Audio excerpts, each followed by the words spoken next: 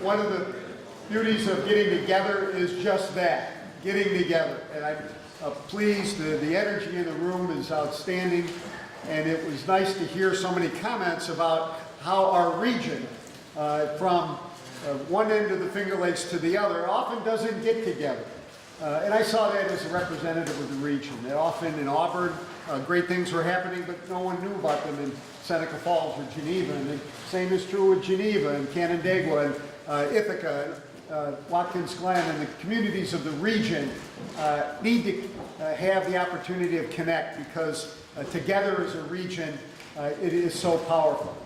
And I hope you enjoyed listening to our three economic development representatives. However, one of the things that we certainly will look forward to is additional initiatives that the whole region can support, no matter what geographic center of the economic development world is delineated. Before introducing our keynote speaker, and I'm very excited about that prospect, I want to acknowledge the members of Locate Finger Lakes Board of Directors. That we've had some longtime members and some new members, and I'd like them all just to stand up and be recognized. First, Joe Bartolota, Joel Murney Karsten, Jane Sessler Schaefer, Judy McKinney-Sherry, Mike Davis, Jerry Goodenough, and Bob Schick, who could not be here today but is well represented by all members of his community. Let's give them a round of applause and thanks.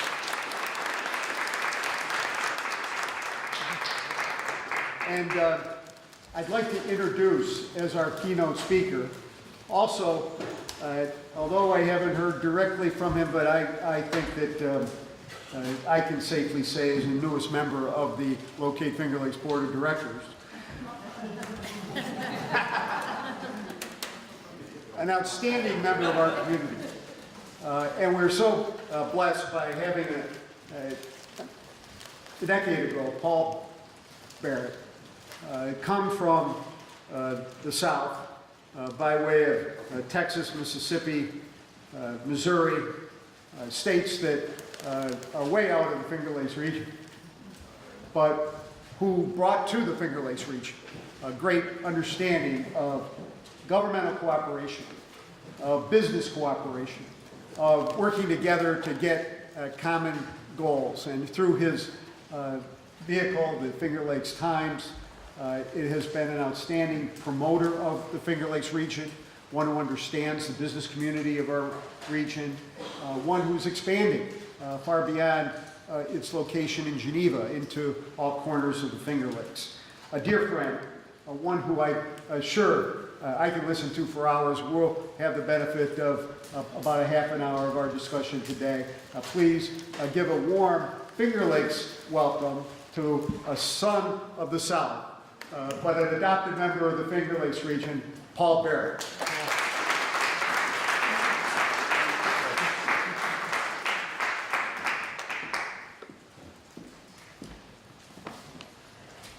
Mike's right. We do things a little differently in the South. Politics, for example, is a contact sport down there. If you've talked to any politicians from the South, you know that that's how we operate. You can look at my credentials if you had an opportunity to do that and probably wonder, what's a guy like this doing running a little newspaper in upstate New York? Well, I ended up running this newspaper as a favor to a friend of mine who invited me or asked me to come to work for him to start buying newspapers. We actually worked together at the Sun-Times in Chicago, and I did the acquisition work there for a lot of the properties we bought. So I visited the Finger Lakes, fell in love with it. I had an opening at the newspaper, so I said, well, I'll just make this my home and see what happens. I'd never seen snow, which I was assured didn't happen very often. But I've come to love Geneva and the Finger Lakes. Obviously, what's not to love? It's a magnificent place visually. I came here and my first reaction was what an unrealized potential this place has. not to be insulting, and this was only not 10 years ago, I thought it was 1975 all over again. And the things that had worked in the South were going to work just as well here. Mike was one of the first people that I met when I moved here. He came to my office. He had done a little research, knew that I had worked with a couple of very progressive governors in the South. And I remember he closed the door and said, you need to show us how to be a red state. Well, now that I've been here a while, I don't think that's going to happen. But Mike and I had a lot of things in common. We both played sports in college and high school. And I played football and baseball. I was fortunate enough to be a member of a national championship team. Mike played football and something called lacrosse. I don't know what that's about, with sticks and, you know, we don't do that in the South. Usually when we get together, we have a sports trivia question that we ask one another. I have one for you today. I'm going to put you on the spot because I know how good you are. In the last 40 years, since the FBS was founded, 1978, what major university's team has won the most ball games? Alabama. Georgia. Who said Alabama? Sorry. I appreciate it though. It's my neighbor's state. Southern Cal. No? Arkansas. Good guess. I went there, but no, that's not it. We've eliminated some of the biggies for you. Mike stumped me last time we were together, so I had to do this. But No, it's not Cornell. it's not going to. Michigan. Who would have guessed it? I had to do that to you. You know I had to do it.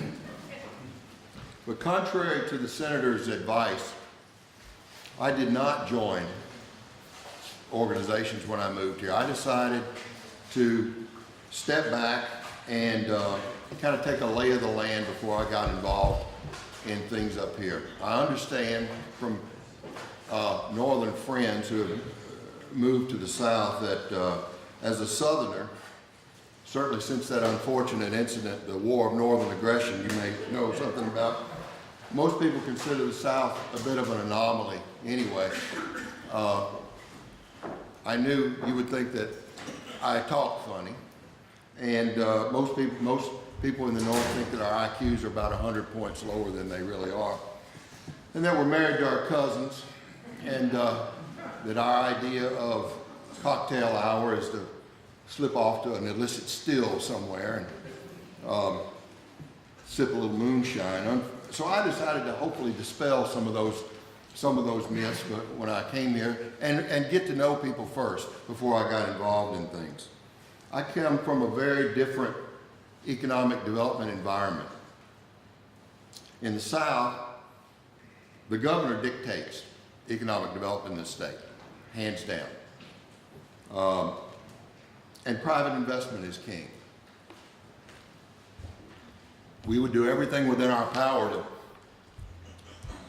put private money together to keep the government out of our business. Does that sound familiar? I found the climate to be a lot different here, that we depend a lot more on government funding, grants, etc. And the people, especially the gentleman at this table earlier today, certainly have made the most of it, as has Senator Zolio, in helping communities all over the region to take those funds and grow those communities. We had the first governor that got involved seriously with economic development was a gentleman named Kirk Fordyce. He was a businessman. The first Republican governor in the state of Mississippi since Reconstruction, and later a very, very dear friend of mine. When Kirk got into office, he said to everybody in the state, Mississippi is open for business. Bring all the deals you can come up with to me. And we did. And we made a lot of things happen. The first thing we needed to do was where we were in East Mississippi was develop an economic zone. We didn't have one. We were 16 counties, all doing their things independently. Everybody shooting blanks, nobody getting any real business. And we decided that we needed to tap into the relationships that we had on the governmental, state, federal, and local level and see if we couldn't put an entity together that put jobs first. So my first stop was with the governor, and I said, we have a weak chamber, we have a weak tourism group, we have a weak downtown association. What are we going to do? A dysfunctional economic development group that worked for the county that rolled in and off and on about every 6 months. He said, you've got a lot of friends, you've got a lot of business friends. Get them together, get a little bourbon involved, and you guys figure out how to do it yourselves. I'll support it. So we did. We sat in my living room, on my deck, and on different locations around that 16 county area, and we came up with our own plan to drive economic development to that part of the state. We had the support of our Senator, Trent Locke, our Congressman, Mike Parker, who later became the head of the Corps of Engineers under President Bush, too. And our mayor, John Robert Smith, who happened to be at the time the chairman of the board of Amtrak. So we had some serious players in our backyard, and we tapped into them. They allowed us to form an umbrella corporation that we called the East Mississippi Business Development Corporation, a quasi-governmental group, and we took in all of those other groups under us. We brought the chamber in under us, we brought the tourism, Main Street, Downtown Association, all of those floundering groups all came under one umbrella that was all about economic development. That was number one. We were about jobs. Anything any of those entities did had to come through I did that like a pyramid, didn't I? I didn't mean it's not a pyramid scheme. They had to come through the top of our organization in order to carry out their missions and their interests. You'd be surprised how attentive people came when all their money came from one place. Their execs sat on our board.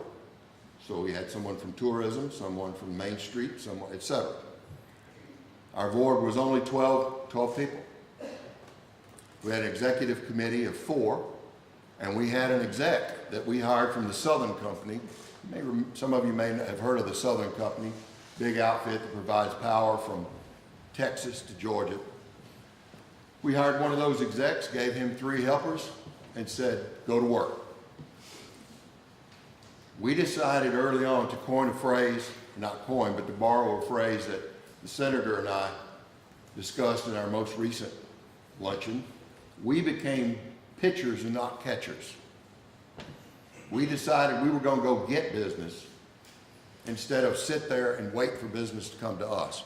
A lot of economic developers are really good at that. They can take care of grant money, they can walk things through, they can hold your hand,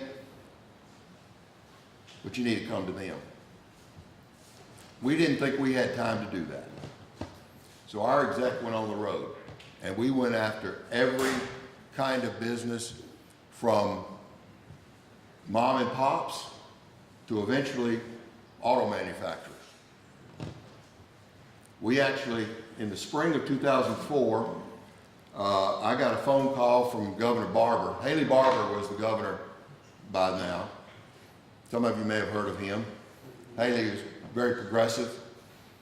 Haley called and said, I just heard that Kia Motors is going to build a plant outside of Korea. Let's go to Seoul. And we did. 2 weeks later, we had 11 members of Kia Motors in Meridian, Mississippi, and it was a sight to see. They had insisted on anonymity, privacy. We had 11 little fellows about this tall, wearing black suits, white shirts, black tie, black glasses, and they wanted to blend in. Now, I know the indigenous people of South Mississippi very well. And probably if we'd had some Elvis lookalikes and some aliens, we probably could have blended them in, but these guys stood out like a sore thumb. So we had to take them from place to place, sort of clandestinely, quietly. They didn't speak English. We even had the chairman of the board, Chairman Chung, was with us.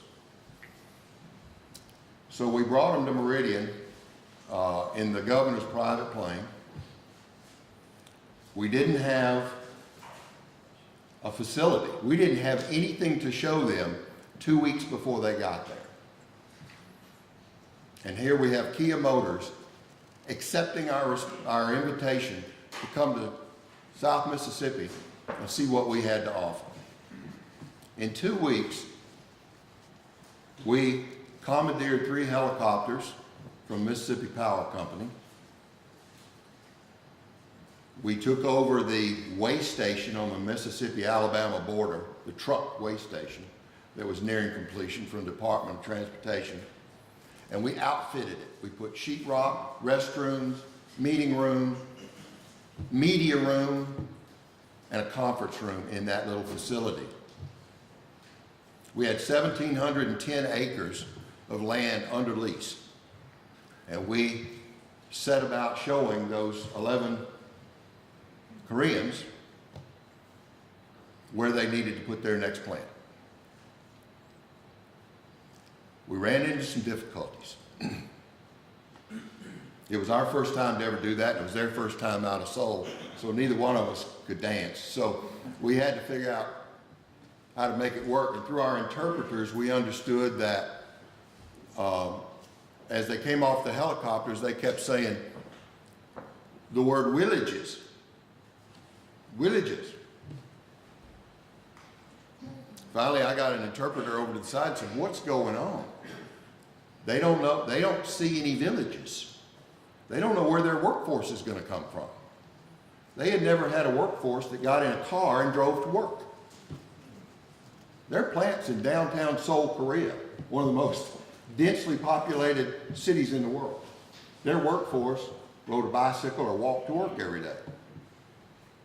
They couldn't get their arms around the fact that people would actually get in a car, which we assured them would be Kias, and drive a few miles to work. We didn't get the project because of that and one other issue. The chairman of the board, Chairman Chung, was indicted sometime later, unfortunately. But Georgia did get the job. About 4 years later, the state of Georgia showed them a big flat piece of land and convinced them that they could actually build something on that. That's the other thing we did wrong. We showed them farmland, forested land from a helicopter view. They could not understand that you could tear all that away and build a plant there. We had just 2 years before gotten Nissan to build a plant just north of Jackson, Mississippi. And we took them to that plant and walked them around, and they weren't having any of it. They just couldn't get their arms around a facility like that being in a forest. We learned a lot of lessons there. But through our associations with politicians, we were able to move the needle. We were able to, as I said, bring all of those entities under one umbrella. We funded it with chamber dues. As we took in the chamber, we took in their memberships and we took in their money. But we enhanced those memberships into tier form. We had tier 1, tier 2, tier 3, and we began to bring in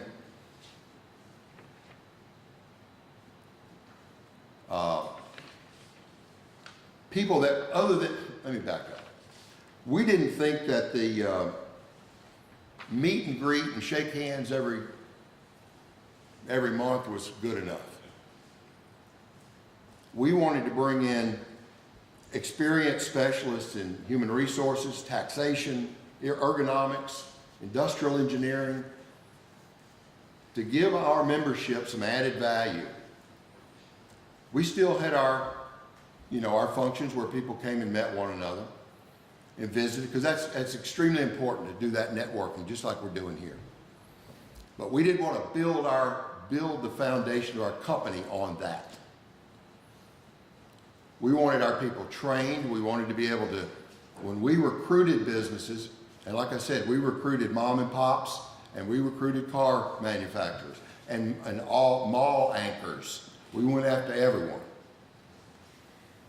The last 2 years I was chairman of the board of that group, we did $262 million in business investment in that 16 county area. $262 million is a lot of money. It's outside investment. But we did it because we didn't have red tape. As a quasi-governmental agency, we had our own money. We had an $800,000 a year budget. The city of Meridian gave us $10,000 a year. The county gave us $30,000. The rest of it came from private. So if a prospect came to town and he couldn't figure out what his building was going to look like in the industrial park, we'd step up and build a spec building for him. So when he came back, 6 weeks later, he had an opportunity to look at where his people were going to work, where they're going to park, what the infrastructure was going to look like.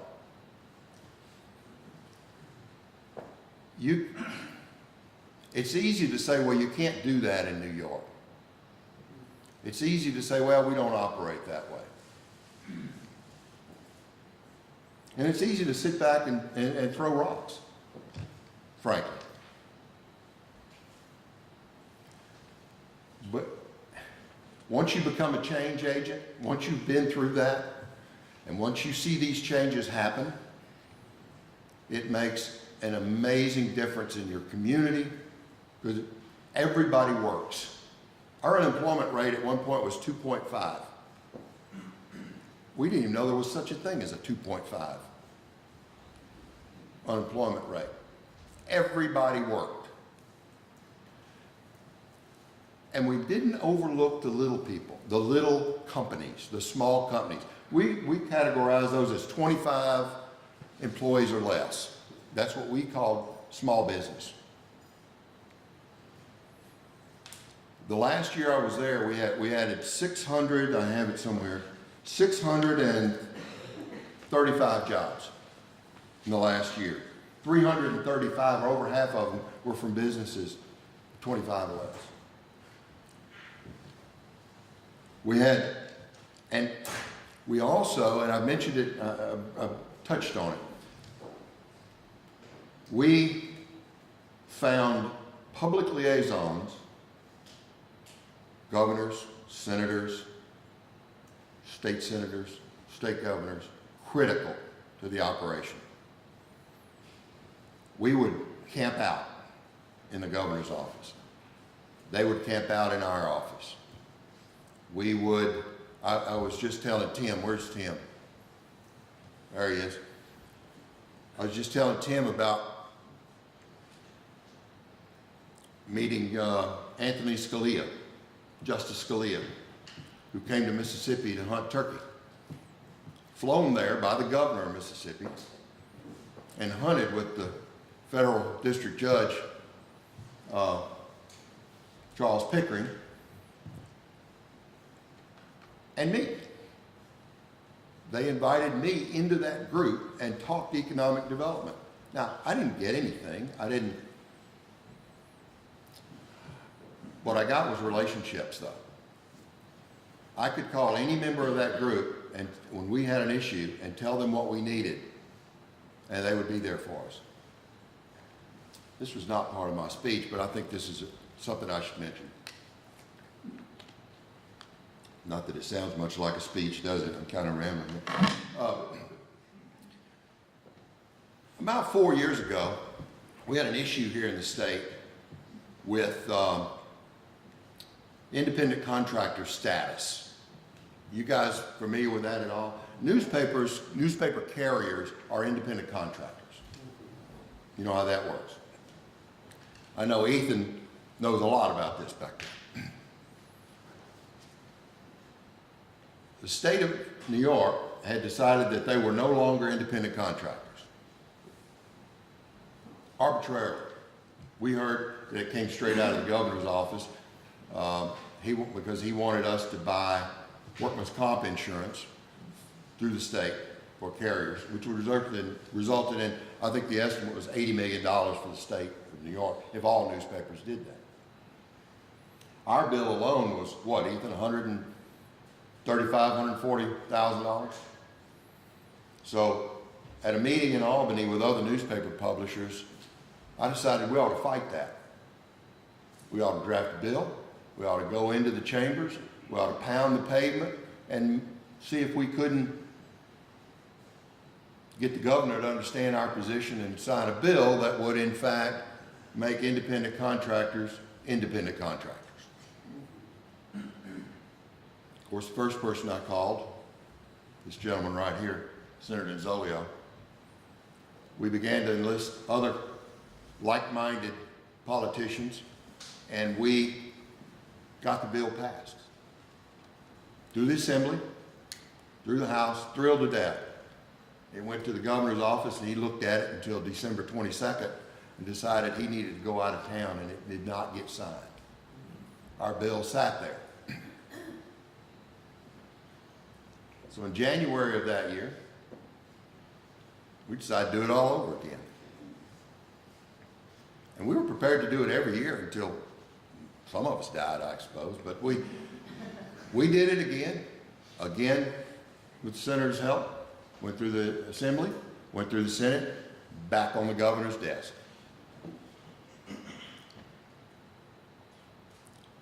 And this time he signed it. My point in all that is, I was told by everybody under the sun that you can't do politics like that in New York. You can't go and walk the halls and tell your case and push your agenda and get it done. It just doesn't operate that. In fact, somebody said, "Are you going to write a check to somebody?" I said, "No, I'm not writing any checks." And we made it happen. That's the only thing, it's one of the few things similar to the way we did business in the South. You plead your case, you make your point, and there are winners and losers. Sometimes you're on the winning side, sometimes you're not. First time I went to a city council meeting in Geneva, I was shocked. Because the vote was 8-1 and they tabled it. Wait a minute, this side just won. Well, we have a dissenting vote, so we're going to table it and talk about it. But they won. Well, no. We like unanimous decisions around here. You know, we're kind of a go along, get along kind of place. So I wrote a column that said 5-4 is good enough. And I cited the major Supreme Court decisions over the last 40 years that were 5-4. They're all the biggies.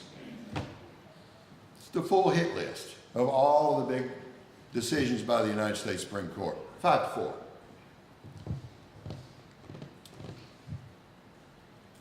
There are a lot of things in these.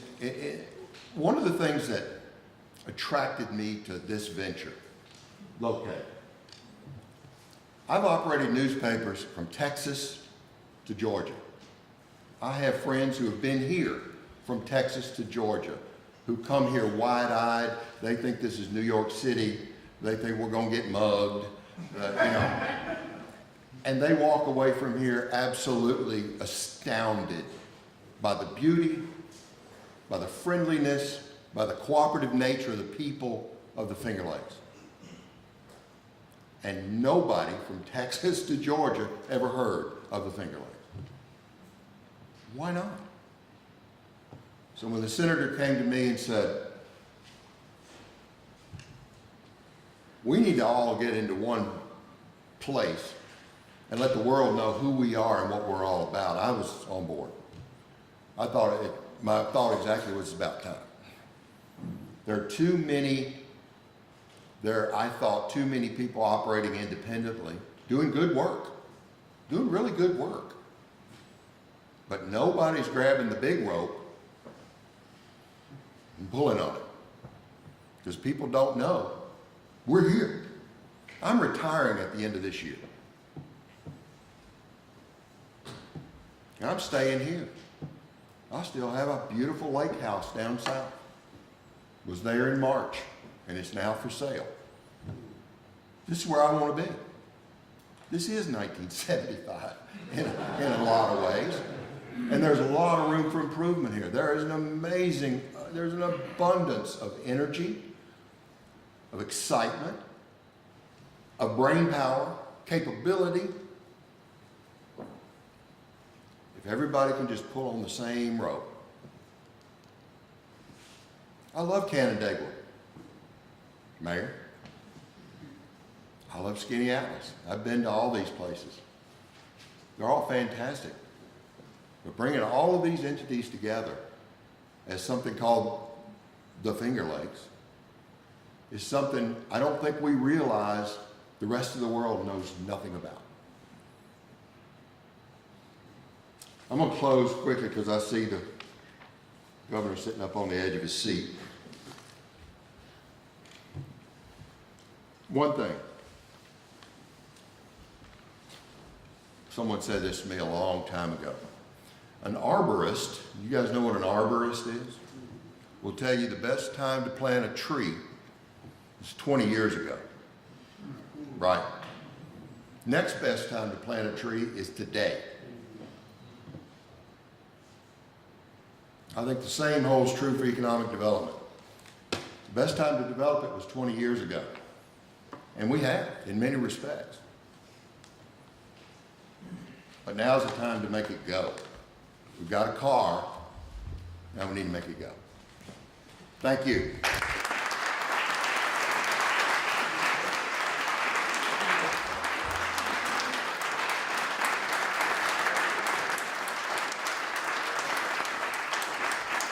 Paul Barrett, ladies and gentlemen. Thank you, Paul.